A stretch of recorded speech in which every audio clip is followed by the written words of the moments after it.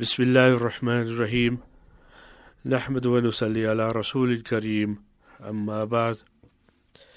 First of all, we praise Allah subhanahu wa ta'ala for blessing us with Iman, and we praise Allah subhanahu wa ta'ala for blessing us with Islam, and we praise Allah Jalla Majdahu for making us from the ummah of Nabi Akram sallallahu ta'ala alayhi salatu wasallam. This is part 4 of our series, The Wisdom of Actions. Alhamdulillah, we have discussed that there are five branches of knowledge that is fundamental for man's continued existence. Firstly, we have discussed about the knowledge of Allah's oneness and His attributes. Then we discussed that the knowledge of the acts of ibadat, because man needs to know how to worship Allah subhanahu wa ta'ala. And in this session, we discuss the remaining 3 branches of knowledge which are essential for man's existence, his continual existence. Because in order for man to exist, he requires these knowledges. And these knowledges will enable him to get close to Allah subhanahu wa ta'ala. And when you look at the Anbiya alayhi salam, they brought these knowledges to the public. So thirdly, man, he requires the knowledge of beneficial practices. Although man has been created to worship Allah and for the akhirah, he is to spend his life in this world. And because he is spending his life in this world, therefore man needs to know what practices will benefit him in this world.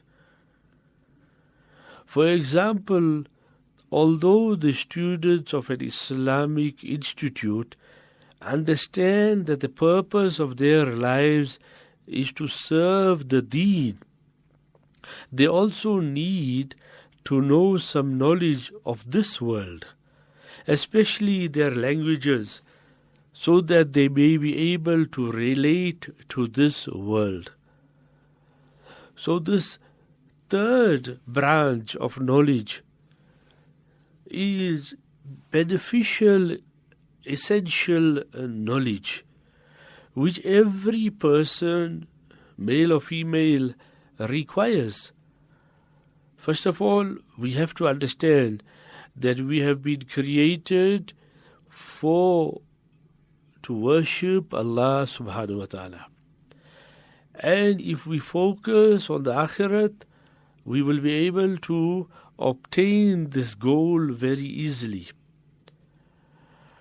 Sahaba Ikram radiyallahu ta'ala anhum ajma'in, if you study their lives, that it was focused on the akhirat. That is why the world came running to their feet. Our life is focused on the world. That is why the akhirat seems so strange for us, and the world keeps running away from us. The more we run after the world and the akhirat runs away from us. And the pleasure of Allah runs away, but in turn the wrath and the anger of Allah subhanahu wa ta'ala descends, and daily we are seeing natural calamities upon calamities raining and pouring down upon us. So this is our main focus. But in order for us to fulfill this aim to worship Allah subhanahu wa ta'ala and focus on the akhirat, we have to stay in this world, because this world, this dunya, which is near us, which is closely attached to us, which we can see and we feel, and we do not have to imagine this world, because this world is with us. Therefore, we require certain amount of daily mundane knowledge to go by this world. So we need to know which practices will benefit us in this world. And this is a crucial point because unfortunately a lot of time and energy and wealth and effort is wasted pursuing the wrong activities and pursuing the wrong knowledge, and also pursuing futile and vain activities. If you look at us, that in our 24 hours, what are we exactly doing? What are we pursuing? And what knowledge are we trying to gain?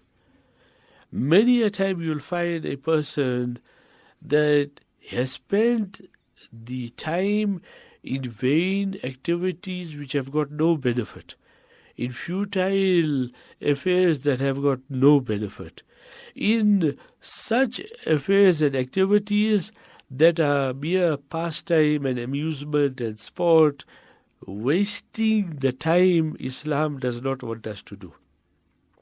If you look at the pious predecessors, that they were able to achieve so much in so little time, it was because they understood time and they understood the value of time.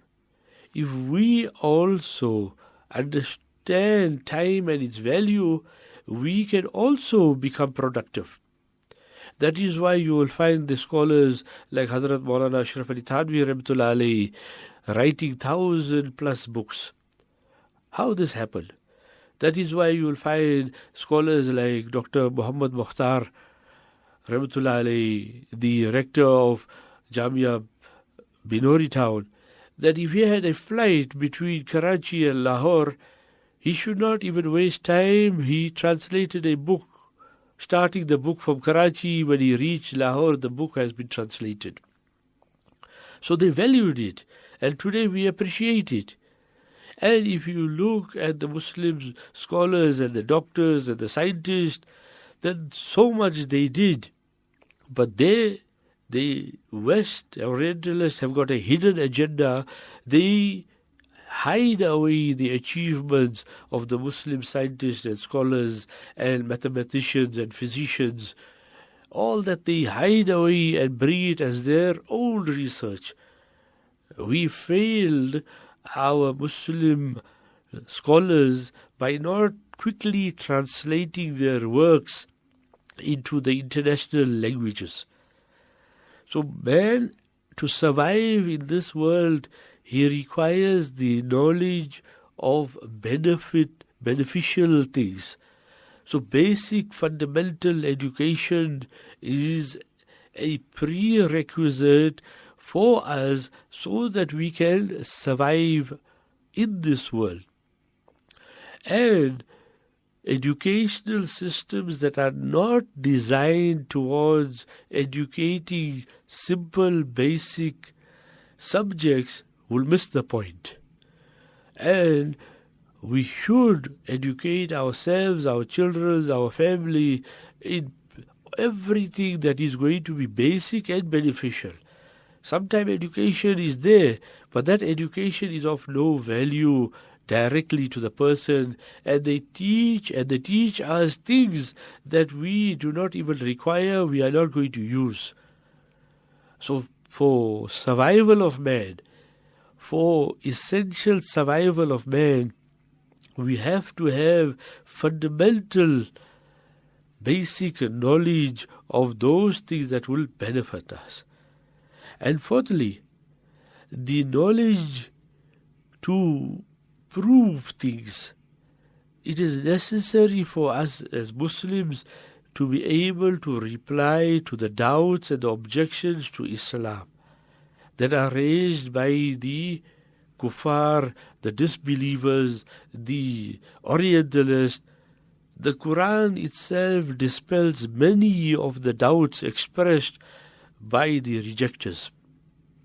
So, for our continual existence, because we are Muslims and we are the followers of the Quran and the Sunnah, we have to have so much of knowledge to defend Islam, to uplift Islam, and to protect and preserve Islam.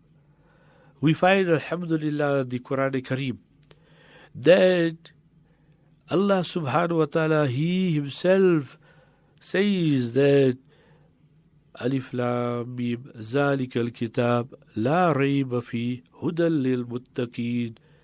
Alif Lam Mim.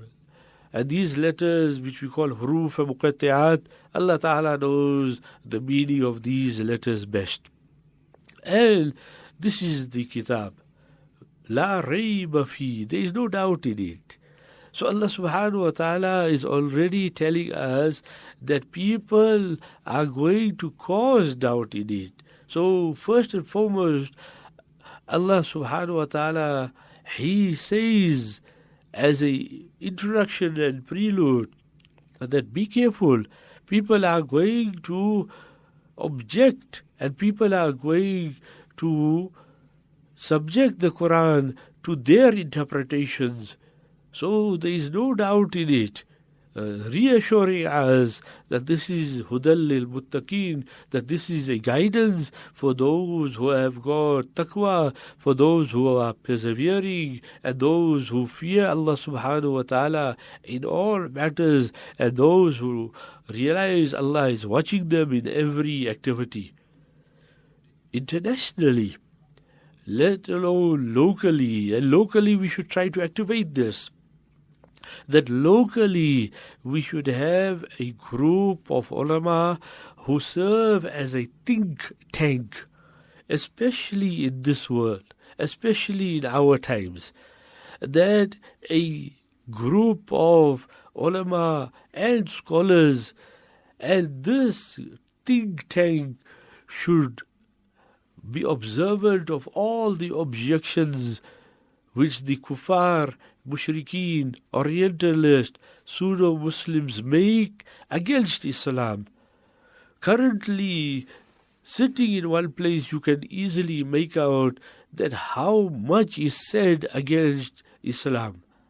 And the objections against Islam, for example, the Quran is outdated, the inheritance system needs review, the iddat system needs to be revised, that the inheritance system should be revamped according to our logic, that the maintenance system in Islam after the husband divorces the wife, that has to be revisited. Then there is no need, according to them, the hijab and the covering of the face and the veil, and blasphemous statements against the Quran, and blasphemous statements and things against Nabi Akram sallallahu alaihi wasallam. On daily basis, there are those who are objecting against the character and personality of the Sahaba Ikram radiyallahu ta'ala anhum ajma'in. On daily basis, there are those who are trying to say Islam is a religion of terrorism, it's barbaric, and they question the punishment system, the penal punishment system of Islam, the capital punishment of Islam, the hudud of Islam, the amputation of the hand, the stoning of the adulterer, and the lashing of people who are intoxicated, and the beheading of those who renege from Islam. On a daily basis, there are people objecting against the fundamentals and the principles of Islam. There should be and there must be a group coming into existence to defend Islam, to protect Islam, to uplift Islam from all angles, and to reply on their level of philosophy to those who are objecting. Remember something also, that time, I have explained that we have not understood the value of time. Maulana Qasim Nanotwi rahmatullahi alayhi should say that we have understood the length and the breadth and the width of time, but we have not understood the depth of time. The depth of time is relating to barakah, to blessing. That is why you will see that our pious predecessors were so productive. And today, because we have got lack in taqwa and our iman is weak, we are not focused. That's why we measure the minute by the minute and the hour by the hour, the day by the day, and we have not understood that within the hour, within the minute and the day, there is so much that can be done when Allah subhanahu wa ta'ala expands it for us, and we can relate to the blessings and see how much barakah there is, how much boons there is, and how much favors there is in that small period of time. That is one avenue. Secondly, that when the right and reliable and authentic scholars do not rise up and start defending and protecting and preserving Islam, then unfortunately we will get those who are half-baked and those who are not properly conversant with the principles of Islam. They will boast that they are trying to defend Islam, and inevitably they make a catastrophical mess about defending Islam and presenting Islam and protecting Islam. And they compromise and they suffer from inferiority complexes whilst defending Islam. We need, and the need of the hour is that using the media, every forms of the media, to have a group that are scholarly in nature, who know the art of research and who know what to do and how to defend.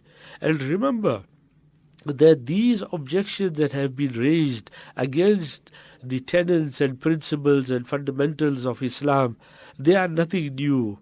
Every scholar will tell you that these are the objections of the old, and these are the queries of the previous people, and they have been adequately researched and defined and answered. A group of scholars needs to tap those resources and bring it out into the English media so as to educate and protect us Muslims firstly, and then to educate those who are objecting. Sometimes out of ignorance a person can object, but unfortunately many times the objection against Islam has malicious designs and evil intentions by these perpetrators.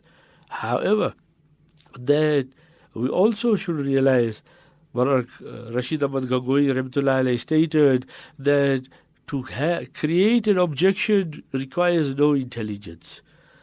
He said that to issue divine rulings and to issue legal Shari fatwas, that is most difficult. And then after that, it is to give a speech or a lecture or admonition. But to object, a person requires the ability to speak. He just requires a tongue. He requires no brains. He requires no intellect. He requires no capacity to rationalize or to reason with. He just makes an objection for the sake of objection because he can articulate or he can speak. That's why he makes the objection. So we should understand that for our continual survival, for our continual and continued existence, we have to have knowledge to prove that we are on the right, and we have got a deen that is correct and valid, and we have got a deen that is protected.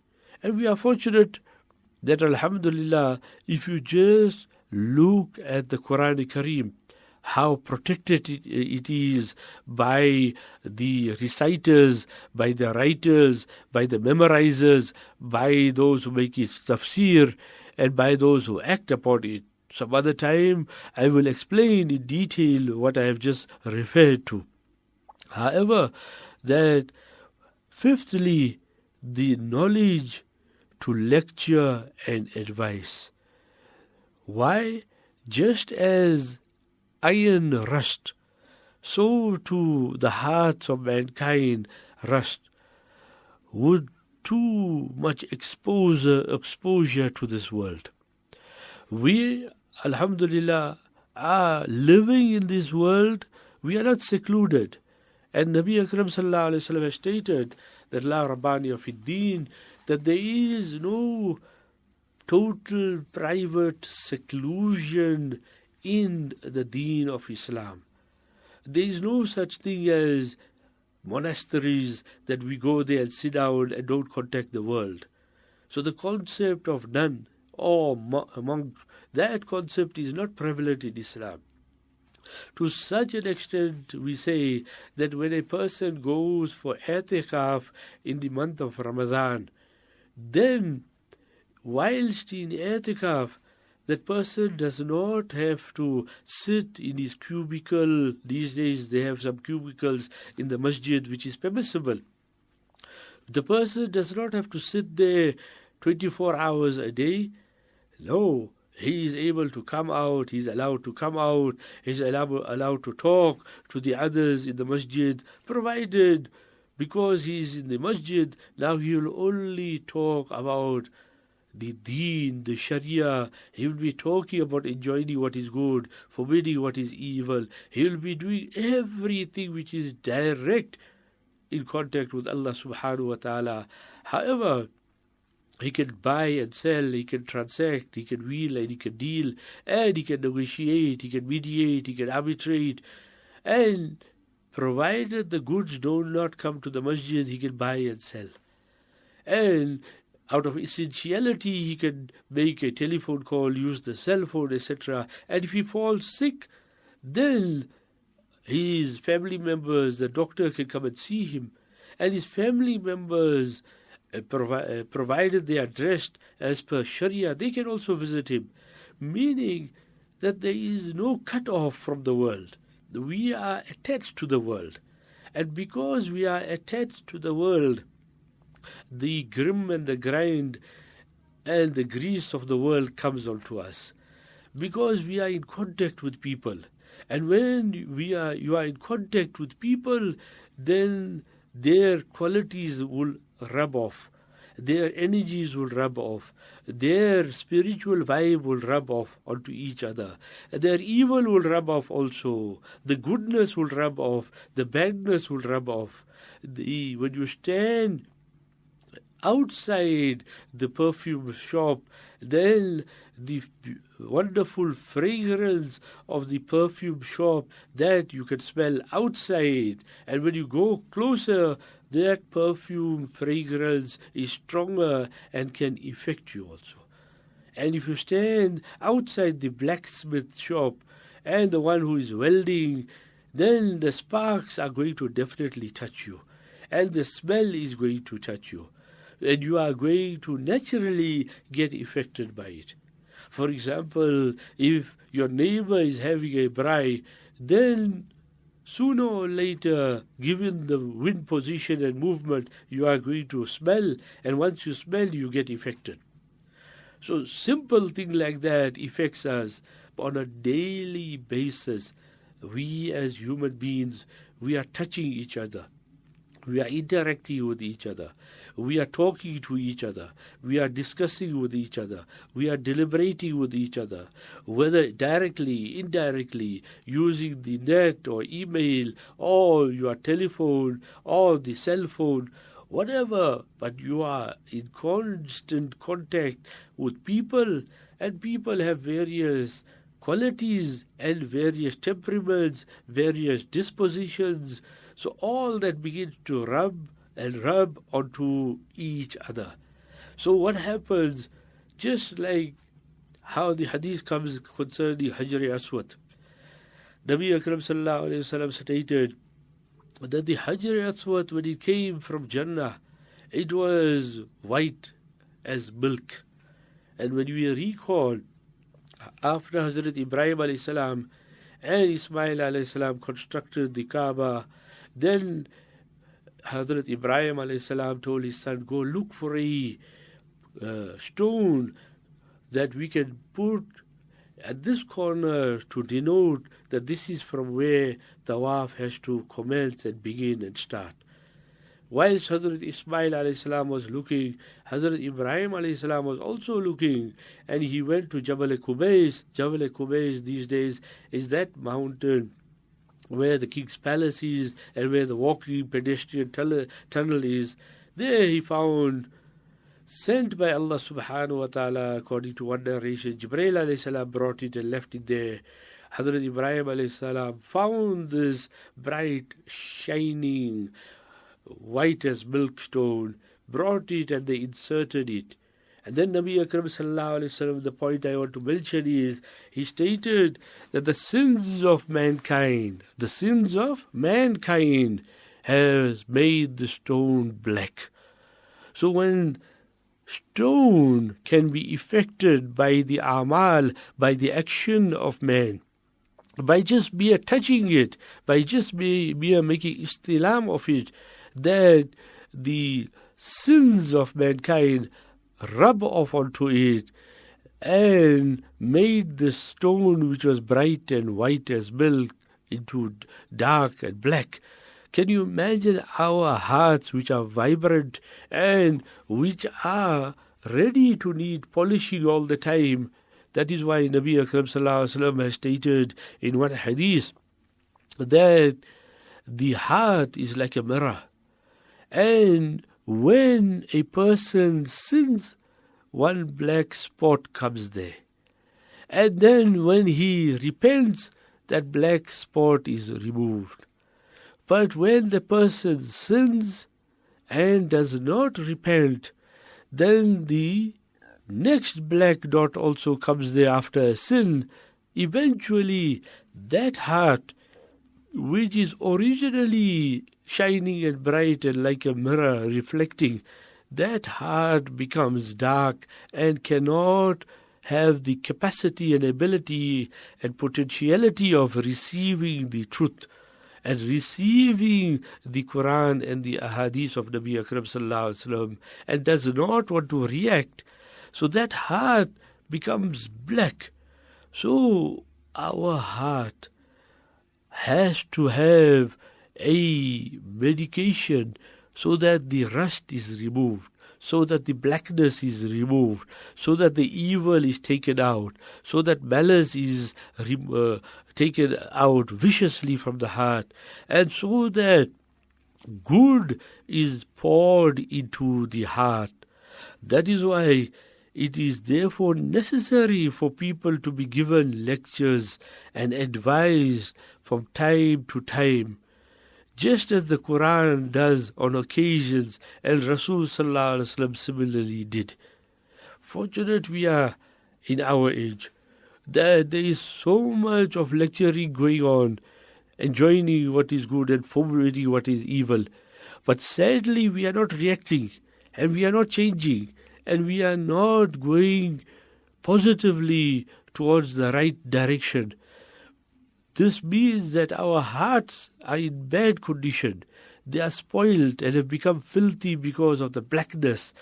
And this advice, فَذَكِّرْ فَإِنَّ الذِّكْرَ تَنْفَعُ الْمُؤْمِنِينَ. Allah subhanahu wa ta'ala in two places in Quran Kareem says this, that remind each other.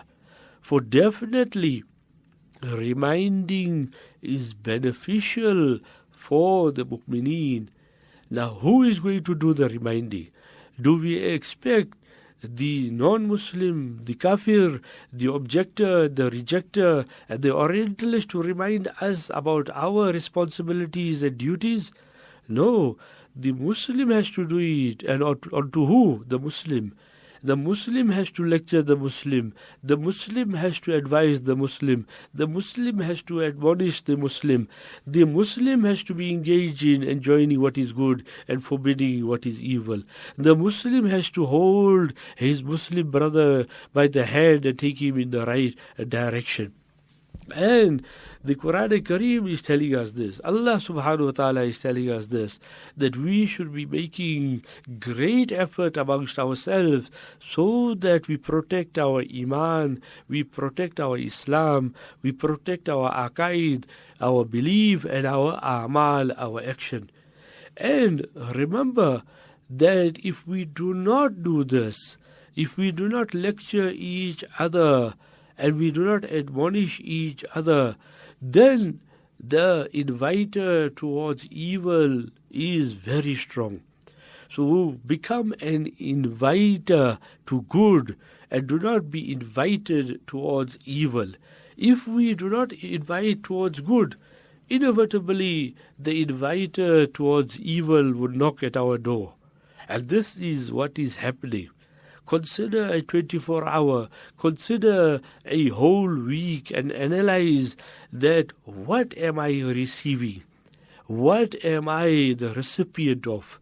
And how many hours have I been invited towards the world, towards materialism, towards pornography and nudity, towards evil and falsehood, towards backbiting and slander, towards malice and hatred and jealousy, towards gambling and the casino, towards wine and woman and dancing and music.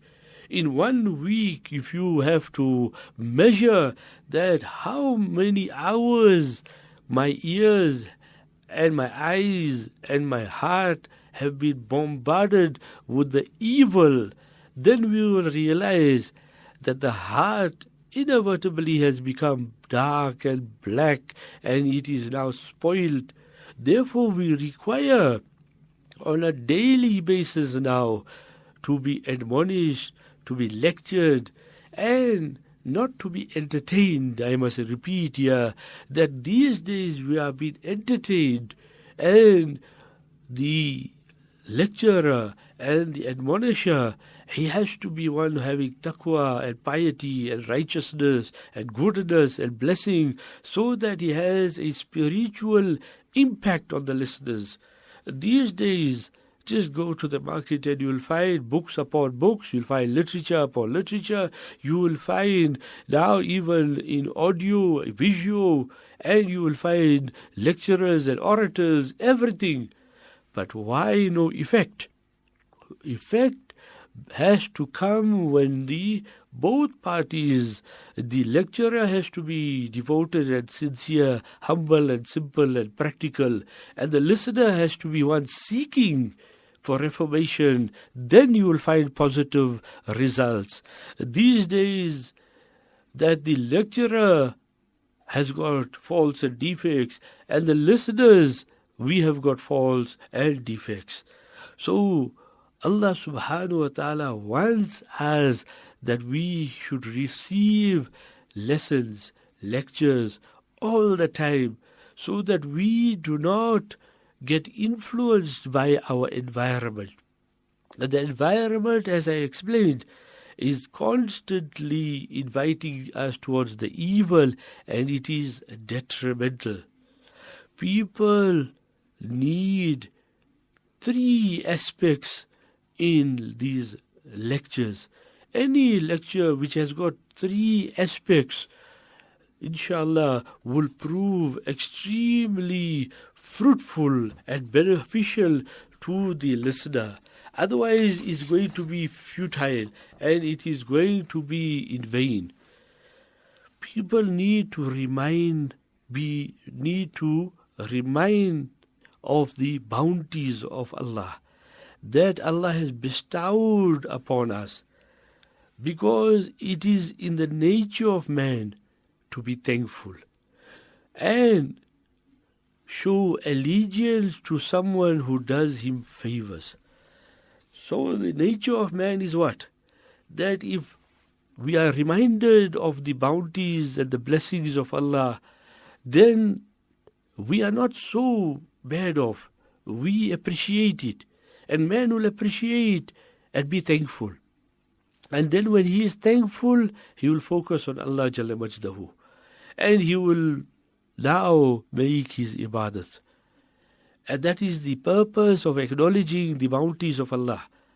So constantly the lecturer and those who are admonishing, we should be reminded of the numerous, countless blessings which Allah has given us, favors which Allah has given us. Hazrat Umar radiallahu ta'ala anhu, he once saw a person, a leper, meaning a person suffering from leprosy. And his companions around him, they stated and explained and expressed the pitiful state of the person having leprosy. So Hazrat Umar radiallahu ta'ala anhu said that that person is fortunate. So his companions were taken aback of what Hazrat Umar radiallahu ta'ala anhu was saying. Because when you look at it, the person having leprosy in those days, where there were no controls and checks and balances and medication and management in place, and that was a extremely pitiful state of affairs. However, Hazrat Umar radiallahu ta'ala anhu said that worse off is the person who cannot go to toilet.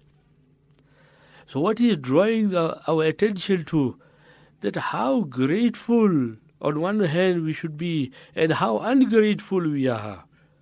Ask the person that cannot pass out urine, ask the person who cannot pass out stool, that in what difficulty that person is in.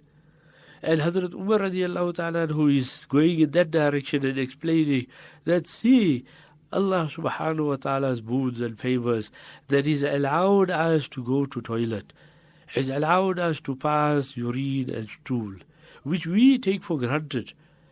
This act that we daily do, sometimes twice a day and thrice a day, but we have taken this simple action as granted. We have not appreciated what Allah has given us. Generally, when we talk of the boons and favors of Allah subhanahu wa ta'ala, then we talk of eyesight. And we say that ask the person who is blind, what is the value of eyesight? And we say ask the person who cannot speak, what is the value of the ability to speak? We say that ask the person who cannot hear, what is the value and importance and pleasure of hearing? And ask the person who cannot walk around, who is paraplegic or paralyzed, that how fortunate we are that we are able to move around. So we generally focus on those things which are also good to mention and realize the bounties of Allah. But Hazrat Umar radiallahu ta'ala anhu, he's taking us onto a different level and dimension and saying, see, that this is a boon and favor that we have forgotten about. That the ability to go to the toilet and pass out the stool and the urine.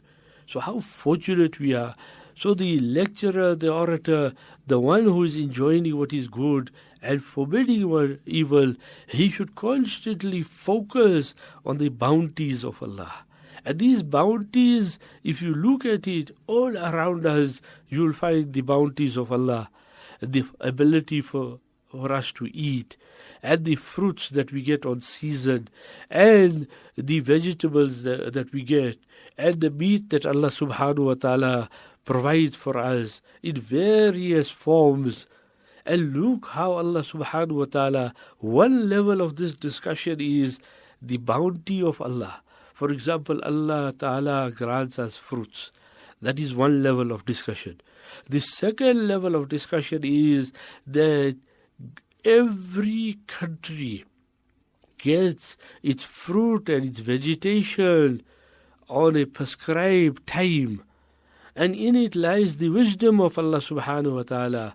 You'll find therefore winter fruit, summer fruit, spring fruit, autumn fruit.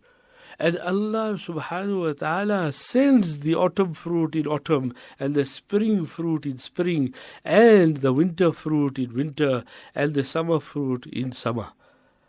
And this is the wisdom of Allah subhanahu wa ta'ala and the greatness of Allah and the all-knowing quality of Allah. He's designed us, He's fashioned us, He's proportioned us, and He has created us. He's our Rabb, our sustainer, our provider, our nourisher, our benefactor, and He has placed for us the fruit which will help us and benefit us season for season, month for month, so that we benefit totally from it and we are able to survive.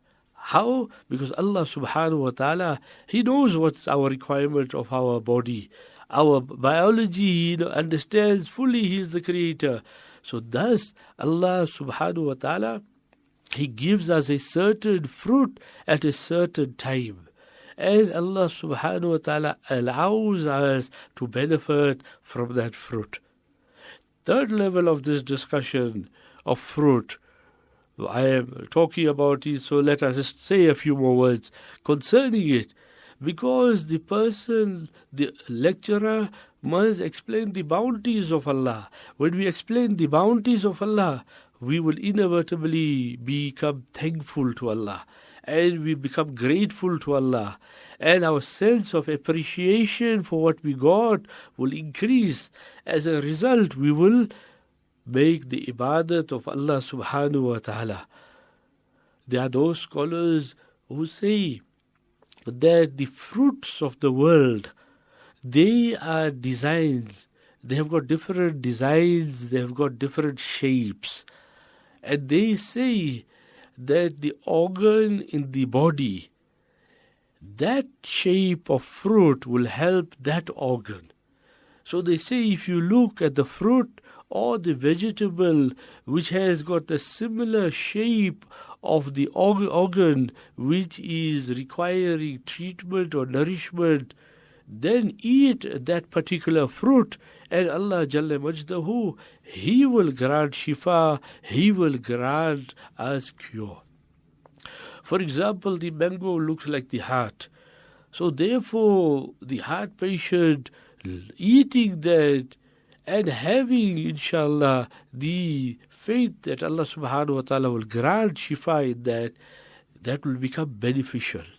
However, understand that this what I am stating is no Shari law. This is the hukama, the hakims and the doctors and those involved in medication say so. However, that when we talk of the bounties, we will appreciate Allah. And when we talk of the bounties, because man, he shows allegiance to someone who does him favors. As a person who is in financial trouble and he is down and out, and this person here, he is aided by someone. The person's business is going down, not due to negligence, due to unforeseen circumstances. The person was robbed or someone did him down, someone deceived him, and now he is penniless or he's going down. Here comes a benefactor and aids him, helps him, supports him, takes him out of his financial misery and difficulty. Now, as that person, he will be totally grateful to the one who aided him out of this dilemma, this financial crisis. Can you imagine a person that he requires an operation and he requires surgery, he requires medication and medical attention, but he has got no means to have that done. He is financially short of that. He does not have the infrastructure financially to get him that money. But here comes a benefactor helping him financially and telling him, see, we will take over your finances and fund that operation and fund that surgery and fund that medication. Can you imagine how happy and how joyful that person will be? And when all is said and done, will those two people, one that person who was financially bankrupt and was aided, and one that person who needed finances for medication and operation, when all is said and done and dusted, will he forget? Will they forget they will never forget the one who aided them and supported them and lifted them out of their misery and plight. Similarly, when we look at the favors of Allah, when we ponder and deliberate over the boons of Allah, and when we discuss the benefit which Allah subhanahu wa ta'ala day in and day out is showering and pouring upon us, then naturally we cannot forget Him. Naturally we have to be grateful to Him. Secondly, the people need to be reminded of the occasions when the truth and falsehood clashed, and the people of the truth were victorious. Because we are Muslims, we are believers in Allah and His power and His oneness and His might and His qudra. And we should be reminded constantly when haqq and batil clashed, when truth and falsehood clashed.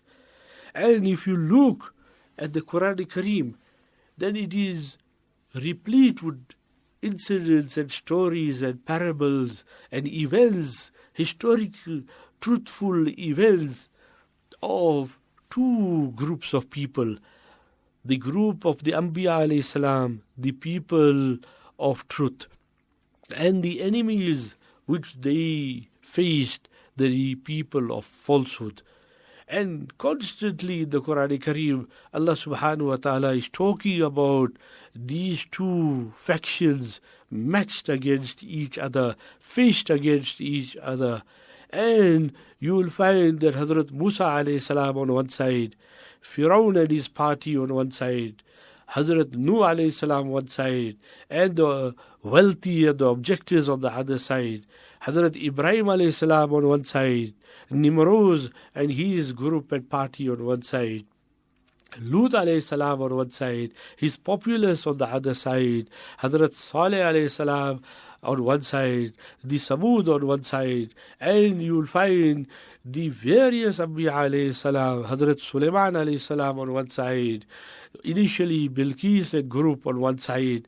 You will find Nabi Akram sallallahu alayhi wasallam on one side, Abu Jahl, Utbah, Shayba, and Abu Lahab, all on the other side. But the result in all which Allah subhanahu wa ta'ala is showing us, narrating before us, that the party on the truth always wins. And remember that there is a saying that blood is thicker than water. However, unfortunately, these days that blood has become thicker than truth. And our social difficulties are of that nature also, that we are prepared to side those of our blood, of our village, of our town, of our gam, and our area, irrespective whether that person is saying nonsense or is misleading people or is deviated and preaching and propagating evil and pernicious beliefs and teaching, and he is instructing the people to do wrong and innovations and taking them on the road of evil. But we are prepared to side on blood lines instead of siding the truth, irrespective from where it comes from. Remember, blood is now, unfortunately, thicker than truth, and pride has shot both of them. Because there are those in society who have got so much of pride and so much of arrogance, they are not interested in the truth, and they are not interested in anything because of their haughtiness and their arrogance. Unfortunately, they are those who are misled and misleading others. So a person who's an admonisher, a person who's enjoining what is good and forbidding what is evil, and a person who is calling towards Allah subhanahu wa ta'ala And a person who is endeavoring to remove the rust from the heart and the dirt and the filth from the heart, he has to talk about the previous nations, how they were dealt with, and what they did, and how Allah subhanahu wa ta'ala made those of truth victorious, and how Allah subhanahu wa ta'ala, He made those of evil go down in history as lessons and deterrents.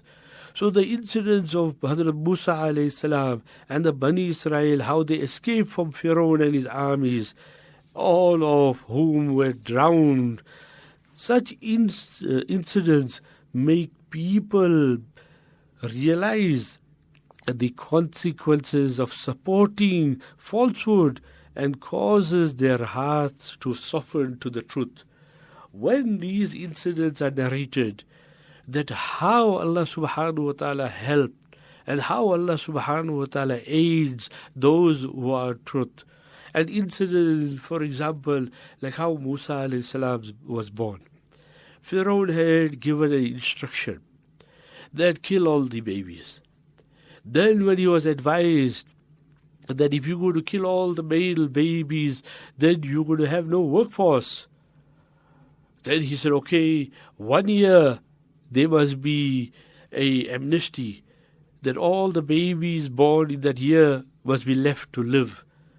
And the next year, all the babies born to the Bani Israel, because they were the slaves and the servants and the workforce and labor force of Pharaoh. So he said, 1 year, no killing. 2nd year, killing starts again. And then the next year, no killing. Logic wants us to say that Musa alayhi salam must be born in the year of amnesty. So he'll be able to live, survive, everything will be comfortable. But Allah is showing that the power lies with the truth, and His unseen help lies with the truth. And there is a constant battle between the logic and faith. Throughout the corridors of history, you will find this battle between the people who rely solely on logic and rationality and those people who rely solely on Allah. Logic demands that the birth of Musa supposed to take place in the year of amnesty, but Allah has got His own designs unique to show us and teach us that, listen, he will be born in the year when the children and the babies of the Bani Israel, they are being killed. So Allah subhanahu wa ta'ala lets Musa alayhi salam get born in the year when the children and the babies of the Bani Israel, they are being slaughtered. And then you know the story, how Allah subhanahu wa ta'ala protects and redelivers Musa alayhi salam to his mother for suckling. That is narrated, and you must have heard of this in the tafasir. So when we narrate these stories of this nature, then you will come to realize that how in Badr they were ill-equipped, but they were victorious. The help of Allah is with the truth. At times, it takes time, and then victory comes. Mata Nasrullah. Then Sahaba Ikram radiyallahu ta'ala anhum ajma'in asked Allah's Nabi sallallahu alayhi wa sallam, when will the help of Allah come? Constantly we are also, when you look at the whole world, how Muslims are being harassed, how they have been killed and massacred and raped and looted, and their homes are being bulldozed, and their mothers and daughters and wives are being raped, and all this is happening. Then we should make good action, have sabr, and have firm faith. The help of Allah is coming, and it will come, provided that we are steadfast. So secondly, that we should have the orators and the lecturers, so that the rust and the filth from the heart goes, to remind us on all the occasions when truth was victorious and batil was dashed, and batil, falsehood, was annihilated. Thirdly, mankind also need to be reminded of what will happen after death, so that mankind may prepare for the Akhirat and do all they can do to avoid the terror of Jahannam. This point is greatly lacking. On one side we mention the laws, and on the other side we mention the virtues, and then we talk about the boons and favors of Allah subhanahu wa ta'ala, and we mention the virtues of A'mal and the importance of Iman, and the strength of Iman has to improve and become solidified. However, we are not talking enough and sufficient about what will happen at the time of death and after death, and also what preparations we have to make for the Akhirat, and what can we do so that we do not find ourselves in Jahannam, either in the cold of Jahannam or the heat of Jahannam. We are not faced with the torments and the punishment and the trials and the tribulations and the horror of Jahannam. We are not faced with the cold and the heat of Jahannam. We generally are not made aware of this. That is why we are not jolted enough, and we think this is a very easy thing to go into Jannat. And every person who reads the Kalima La ilaha illallah Muhammadur Rasulullah feels that because I'm a reciter of the Kalima, then automatically, whether I act or not, I'm going to go into Jannat. Whereas if one has to study the punishments in store for just missing Salah, then we'll realize that we have to prepare for the Akhirat. We have to prepare so that we are saved from Jahannam. And logically speaking, that when we make a journey, a small journey, then we take so much of goods and luggage so that we can maintain and sustain ourselves for our destination. Now, can you imagine all our destinations on the surface of the earth, whether it be for one day, or whether it be for 1 month, or 1 year, or 10 years, all are temporary in nature. So every earthly destination is basically temporary in nature. And can you imagine the Akhirat? The Akhirat where it's going to be forever and ever, abadan abada. And it is going to be everlasting, eternal, having no boundaries and no limitations and no time ending. Can you imagine how much of preparation we have to make for that journey? And we, on the surface of the earth, we have forgotten about the journey. We have forgotten about the life in the grave. We have forgotten about Jannat and Jahannam. We have forgotten about the Pulsirat, whether we are going to cross over it, whether we are going to fly over it. And the ahwal, the conditions of Jahannam, we have forgotten. If you go to my website, alislam.co.za, there is a book on Jahannam. And go there, it is free. Download it and read it, and you'll come to realize how horrific a place Jahannam is. And it is stated that if a person goes for a moment to Jahannam, he will forget that he had pleasures. The idea, the concept, and the feeling of pleasure will be gone from him. And he will never think that he had ever had pleasure in his entire life, which is short span on the surface of earth. Just a moment in Jahannam gives that result. Contrary, if a person goes to Jannat just for a moment, he will forget every form of difficulty, hardship that he experienced on earth, and everything will be obliterated from his mind and brain. Just a moment of time spent in Jannah. So Jahannam and Jannat, we have to now start talking, especially because Jahannam and its trials and its disasters and its punishments and the horrific scenes there, that should come quickly into the mind so that we can, as human beings, know fully well that if we falter and if we sin and we transgress and we become evildoers, then our result will be Jahannam. But then when we have got this focus, then the rust from that heart will come out. Then the desire for sin and pleasure and lust will go away. Then the desire for haram will come out. And the desire for illegal, illicit relationship will go away.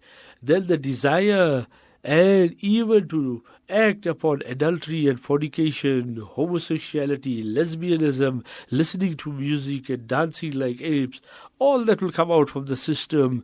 And why? Because the person is now focused on Jahannam. May Allah Ta'ala grant us ability to be with Iman, stay with Iman, practice with Iman, practice A'mal as Salihah, and become good, righteous Muslims, and grant us the ability to be resurrected amongst the pious, the Anbiya, the Siddiqeen and the Shuhada, and the Salihin, and all those whom Allah subhanahu wa ta'ala has blessed and favored. Wa akhir da'wan alhamdulillahi rabbil alameen.